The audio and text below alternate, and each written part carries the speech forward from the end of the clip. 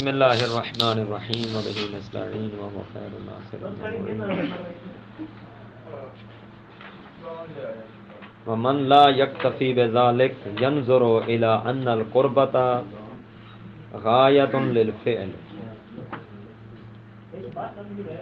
کل جہاں ہم نے اختتام کیا تھا آخری بات کیا فرما رہے تھے کہ یہ جو منت کا صیغہ ہے ان کان قضا فللہ علی قضا، ٹھیک ہے نا، یہ شرط ہے فعل کی یا غایت ہے، ٹھیک ہے نا. یہ لفظ انہوں نے بولے تھے تعبیر آسان لفظوں میں کہیں کہ یہی قربتاً الی اللہ کے لیے یہی صیغہ کافی ہے کہ اس میں لفظ للہ موجود ہے، لفظ للہ علیہ موجود ہے، کیونکہ ہر عمل کیا جاتا ہے قربتاً الی اللہ، ہر عمل کی انتہا یعنی انتہا کیا ہے، غایت کیا ہے ہر عمل کی، الی اللہ، قربت خدا. اب قربت خدا کے حصول کے لیے یہی صیغہ جو منت کا تھا ان کان قضا فللہ علیہ قضا کافی ہے، یا اس کے بعد لفظ قربتاً الی اللہ کا اضافہ یا قربتاً للہ کا اضافہ یا اطاعتاً لامر اللہ کا اضافہ ضروری ہے. یہی کافی ہے یا اس کے بعد ایک اور الفاظ کا ایک اور لفظ کا یا ایک اور جملے کا اضافہ، مثلا قربتاً اللہ کا یا اطاعتاً لامر اللہ کا اضافہ ضروری ہے. یہ بات چل رہی تھی. شارح علیہ الرحمہ نے کیا کہا تھا کہ یہی کافی ہے کیونکہ اسی میں ہی قربت متضمن ہے، یہ جملہ بھی قربت کو متضمن ہے کیونکہ اس میں لفظ للہ علیہ موجود ہے تو قربت موجود ہے. لفظ للہ علیہ جو جب کہہ چکا ہے کہ اللہ کے لیے ہی کر رہا ہے، ٹھیک ہے نا. لیکن ان کے مقابل بعض ایسے بھی فقہا ہیں جو اس بات کو نہیں مانتے، وہ کہتے ہیں نہیں یہ تضمن کافی نہیں ہے. انہی کی بات آج شروع ہو رہی ہے. من لا یکتفی بذالک، بذالک سے مراد وہ تضمن یعنی للہ علیہ کا ضمن صیغہ میں موجود ہونا، للہ علیہ کا ضمن صیغہ میں موجود ہونا اور اسی پر ہی اکتفا کرنا. وہ فرماتے ہیں من لا یکتفی بذالک، جو اس پر اکتفا نہیں کرتے، ینظر الی ان القربۃ غایۃ للفعل، ان کی نظر میں قربت جو ہے وہ فعل کے لیے غایت ہے، ٹھیک ہے نا. تو جب فعل کی غایت ہے تو فلا بد من الدلالۃ علیہا علی الغایت، پس ضروری ہے کہ ایسا لفظ نکالنا چاہیے جو دلالت کرے اس غایت پر. جب قربت فعل کے لیے غایت ہے تو فلا بد من الدلالۃ علی الغایت، بس ضروری ہے کہ کوئی ایسا لفظ انجام دیا جائے، نکالا جائے، بجا لایا جائے، ٹھیک ہے نا، جو لفظ اس غایت پر دلالت بھی کرے. اور وہ لفظ کب ہو سکتا ہے؟ الی اللہ کے ذریعے سے، مطلب قربتاً الی اللہ بعد میں کہا جائے. جب یہ کہا جائے ان کان قضا فللہ علیہ قضا قربتاً الی اللہ، یا آخر میں کیا کہا جائے طاعتاً لامر اللہ، ٹھیک ہے نا، تب ہی پوری بات ہو سکتی ہے. ایک تو انہوں نے اس لیے کہا ہے کہ تضمن کافی نہیں ہے، ان کی پہلی دلیل کیا ہے کہ ان القربۃ غایۃ للفعل. دیکھیے گا ایک نئی جہت دکھا رہا ہوں آپ کو. من لا یکتفی بذالک، کہ جو ضمن کو کافی، تضمن تو واضح ہوا نا، اس کو کافی نہیں سمجھتے. ینظرو، ان کی نظر کچھ باتوں کی طرف ہے. پہلا تو اس بات کی طرف ہے، ان کی دلیل یہ ہے کہ ان القربت غایۃ للفعل، جب غایت فعل ہے تو اس غایت پر دلالت کرنے کے لیے کوئی نہ کوئی صیغہ ہونا چاہیے، لفظ ہونا چاہیے. پہلی بات. دوسری وکون ینظرو الی ان ینظرو الی کونھا شرطا للصیغۃ. یعنی یہ ہا کی ضمیر کہاں جا رہی ہے؟ ہاں جی غایت القربہ وکونھا کون غایت القربہ شرطا للصیغہ. ٹھیک ہے نا. قربت کے غایت للفعل یہ شرطا للصیغہ یہ صیغہ کی شرط ہے.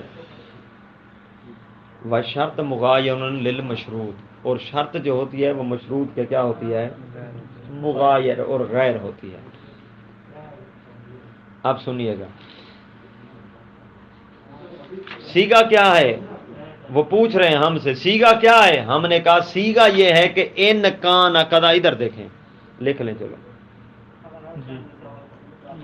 انہوں نے پوچھا صیغہ کیا ہے. ہم نے کہا صیغہ ان کان قضا فللہ علیہ قضا. تو فرماتے ہیں آپ تو بہتر جانتے ہیں کہ تقرب الی اللہ قربۃ اللہ غایۃ القربہ یہ ہر صیغہ کی شرط ہے. ہر صیغہ کی شرط ہے. اور ساتھ یہ بھی سن لو صیغہ جو ہوتا ہے نا وہ اور ہوتا ہے اور اس کی شرط صیغہ ہو گیا مشروط قربت ہو گئی شرط. تو فرماتے ہیں شرط اور مشروط آپس میں مغایر ہوتے ہیں. آپ نے جب اسے ان کان قضا فللہ علیہ قضا کو جب آپ صیغہ قرار دے چکے ہیں یہ تو ہو گیا صیغہ. اب یہ ہو گیا مشروط یہ ہو گیا صیغہ یہ ہو گیا مشروط. اب اس مشروط کے لیے الگ سے شرط لاؤ. وہ شرط کہاں ہے؟ یعنی کہنا مشروط جس کی شرط لگائی جائے وہ مشروط جو ہو وہ شرط. ٹھیک ہے نا جی. یہ تو ہو گیا مشروط صیغہ ہو گیا مشروط. اب اس کی شرط لاؤ جو اس صیغے کا غیر ہو. وہ ہو نہیں سکتا جب تک تم ہماری بات کے قائل نہ ہو جاؤ. کیا آخر میں لے آؤ قربتاً اللہ. واضح ہوا؟ ذہن میں آئی بات؟ کتاب کو چھوڑیں جو میں نے عرض کیا ہے. نہیں آئی تکرار کر دیں. انہوں نے کہا یہ جو قربت ہے غایت القربہ قربہ جو ہے ٹھیک ہے یہ کیا ہے؟ شرط ہے صیغے کی. یہ کیا ہے؟ صیغے کی. یہ ذہن میں آ گیا کہ یہ قربتاً قربت یہ شرط ہے. صیغہ کیا ہے؟ ان کان قضا فللہ علیہ قضا. یہ صیغہ اور یہ قربت یہ صیغہ اور یہ قربت. اب جب یہ شرط ہے کس کی شرط ہے؟ اسی صیغے کی. تو صیغہ کیا ہو گیا؟ مشروط. اس شرط کی نسبت یہ کیا ہو گیا؟ مشروط. تو فرماتے ہیں یہ ہے صیغہ مشروط یہ ہے شرط. شرط اور مشروط میں مغایرت کا ہونا ضروری ہوتا ہے. شرط اور ہونی چاہیے صیغہ سوری مشروط اور ہونا چاہیے. تو آپ عین مشروط کو شرط قرار دینا چاہتے ہیں. یہ اگر صیغہ ہے تو اس کی شرط دکھاؤ. ان کان قضا فللہ علیہ قضا یہ تو بن گیا صیغہ یہ تو بن گیا مشروط. اس کی شرط ایسی لے آؤ جو اس کا غیر ہو. وہ ہم چپ ہوئے. انہوں نے کہا ہم تمہیں دکھاتے ہیں. ان کان قضا فللہ علیہ قضا یہ مشروط اور صیغہ قربتاً اللہ بعد میں یہ ہوگی اس کا شرط. اب تطبیق کرتے ہیں عبارت پر اب صحیح سمجھ آئے گی. کون غایت القربہ فرماتے ہیں قربت کا غایت القربہ جو ہے اس کا ہونا کون شرطن یہ قربت شرط ہے کس کے لیے؟ صیغہ کے لیے. صیغہ وہی ان کان قضا فللہ علیہ قضا یہ صیغے کی شرط ہے. تو صیغہ بن گیا کیا؟ احسن تو مشروط بن گیا. تو شرط مغایر للمشروط شرط ہمیشہ مشروط کا غیر ہوتی ہے. آپ عین مشروط کو شرط بنا رہے ہیں یعنی سیگا کو شرط قرار دے رہے تھے، سیگا میں جو للہ تھا اسے ہم شرط قرار دے رہے تھے نا، قربت. صحیح. وہ فرماتے ہیں عین مشروط کو شرط قرار دے رہے ہیں آپ. ایسا نہیں ہو سکتا، شرط مشروط کا غیر ہوتی ہے. لہذا ایک ہی صورت ہے آپ کے پاس کہ آپ یوں کہیں ان کا نا قضا فللہ علیہ قضا قربتاً الی اللہ. واضح. ویضعف، شہید ثانی فرماتے ہیں اسے ضعیف قرار دیا گیا. ٹھیک ہے نا. اب ضعیف قرار دینے کے لیے بھی کوئی دلیلیں چاہیے. قبلہ شہید ثانی صاحب انہوں نے 2 دلیلیں دی ہیں. ٹھیک ہے نا. آپ بھی تو کچھ دلیلیں دیں. دونوں دلیلوں کو ضعیف قرار دیا. دوسری دلیل یہ دعویٰ ہی ضعیف ہے، پھر ایک ایک دلیل کے ذریعے سے رد کریں گے. ٹھیک ہے نا. کیسے؟ آپ فرماتے ہیں بے انا، جواب پہلا جواب دے رہے ہیں. ٹھیک ہے. پہلا جواب یہ دیتے ہیں بے ان القربت کافیۃ بقصد الفعل للہ. فرماتے ہیں قربت کافی ہے بقصد الفعل للہ. آپ کو چاہیے کہ فعل یعنی کام کا قصد اللہ کے لیے ہونا چاہیے. مسئلہ تو سارا یہی ہے کہ جو کام انجام دے رہے ہیں وہ کسی غیر اللہ کے لیے نہ ہو بلکہ اللہ کے لیے ہو. مسئلہ یہی ہے یا نہیں؟ وہ کہتے ہیں مسئلہ یہی ہے. ہم مانتے ہیں کہ یہ سارا جھگڑا جو ہے فقط اس لیے ہے کہ کام اللہ کے لیے ہونا چاہیے، کسی اور کے لیے نہیں ہونا چاہیے. تو شہید ثانی فرماتے ہیں ان القربہ کافیۃ بقصد الفعل للہ، کہ فعل کا قصد اللہ کے لیے ہونا چاہیے. جب یہ آپ نے کر لیا نا کہ فعل کا قصد اللہ کے لیے ہے تو یہی تو قربت ہے. قربت تو پھر حاصل ہو گئی. بے ان القربت کافیۃ، کافی ہے. کس بنا پر کافی ہے؟ بقصد الفعل للہ، جب فعل کا قصد اللہ کے لیے ہے.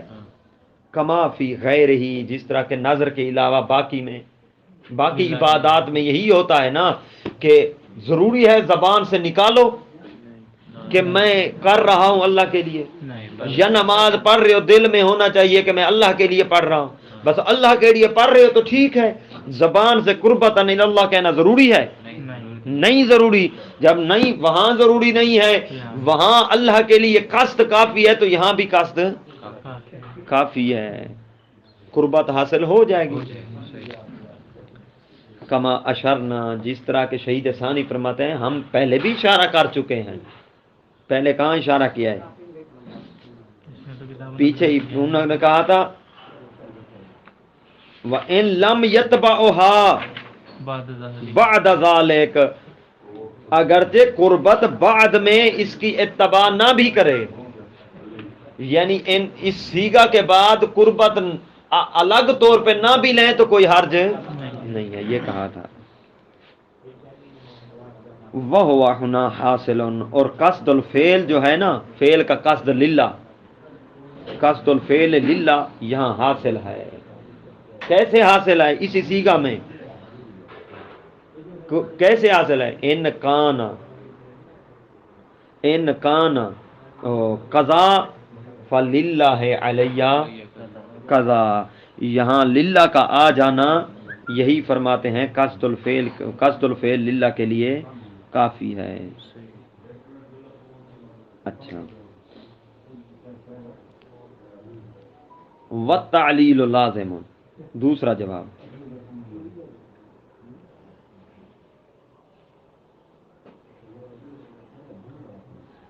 اور فرماتے ہیں تعلیل کیا ہے؟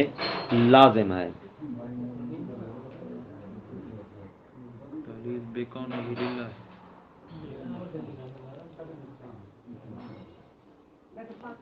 اچھا، یعنی وہ کہنا یہ چاہتے ہیں اصل تمہیں کیا چاہیے تھی؟ قصد قربت چاہیے تھی. وہ اسی سیغے کا لازمہ ہے. للہ علیہ کا لازمہ یہی ہے کہ آپ اللہ کے لیے کام کرنے کا قصد کر رہے ہیں. علت تو لازم آ گئی نا. اسی سیغے کو وہ قصد قربت لازم ہے. اچھا. ما یستفاد من جملۃ قربۃ اللہ ہوا من لوازم، دیکھیں یہ عبارت پڑھو شرح کی، ما یستفاد جو استفادہ ہوتا ہے من جملۃ قربۃ اللہ، جو جملہ قربۃ اللہ اس سے جو استفادہ ہوتا ہے فرماتے ہیں وہی استفادہ ہوا من لوازم قولہ للہ علیہ، وہی استفادہ جو قربۃ اللہ سے ہو رہا ہے وہی للہ علیہ سے ہو رہا ہے، اسی کے لوازم میں سے ہے، ٹھیک ہے نا۔ صحیح۔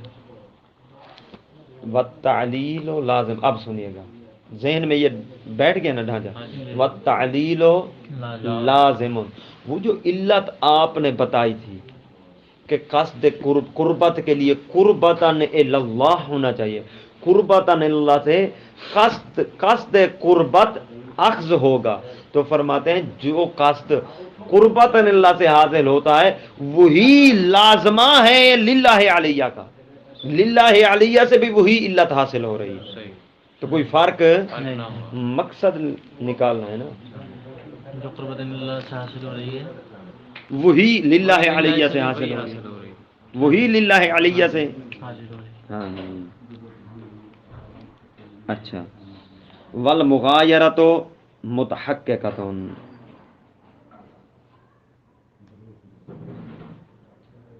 اچھا پچھلا لکھ لیا ہے۔ جی اب اگلا جواب انہوں نے کیا دیا تھا؟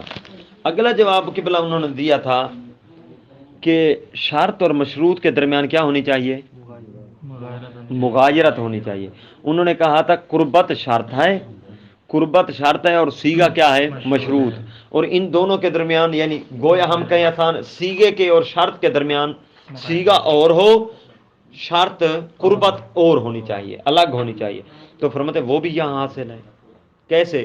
فرماتے سیگا صرف اتنا ہے، ان کان قضا علیہ قضا، ہاں سیگے میں للہ نہیں ہے، اصل جو نظر کا سیگا ہے نا وہ یہی ہے، منت یہی ہے، ان کان قضا علیہ قضا، اگر میرا یہ کام ہوا علیہ تو مجھ پر یہ ہو گیا، اگر میری لجنا پاس ہوئی تو میں روٹی کھلاؤں گا، کھانا کھلاؤں گا طلاق کو، ٹھیک ہے نا۔ منت تو یہی ہے، یہ جو للہ وہ سیگا اور وہ مشروط یہی ہے، ان کان قضا علیہ قضا، یہ مشروط ہے اور یہ سیگا ہے، اور قرب اس کی شرط قربت کیا ہے؟ للہ۔ یہ مغایر ہو گیا یا نہ ہو گیا؟ والمغایرۃ متحققۃ، مغایرت بھی کیا ہے؟ متحقق ہے۔ کیسے؟ لأن صیغۃ بدون القربہ، فرماتے ہیں سیگا قربت کے علاوہ کیا بنتا ہے؟ ان کان قضا فعلیہ قضا، سیگا یہی ہے کہ ان کان قضا فعلیہ قضا، واضح یا نہیں؟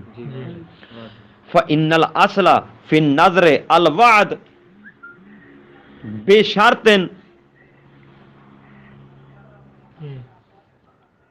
اچھا اصل کیا ہوتی ہے نظر میں کہ وعد یعنی تعہد کرنا ہوتا ہے، اصل نظر میں کیا ہے کہ تعہد کرنا، وعدہ کرنا کہ یہ کام ہوا تو میں یہ کروں گا، بے شرط کسی شرط کے ساتھ، اور وہ شرط بھی موجود ہے کہ اگر لجنا پاس ہوئی تو، ٹھیک ہے نا۔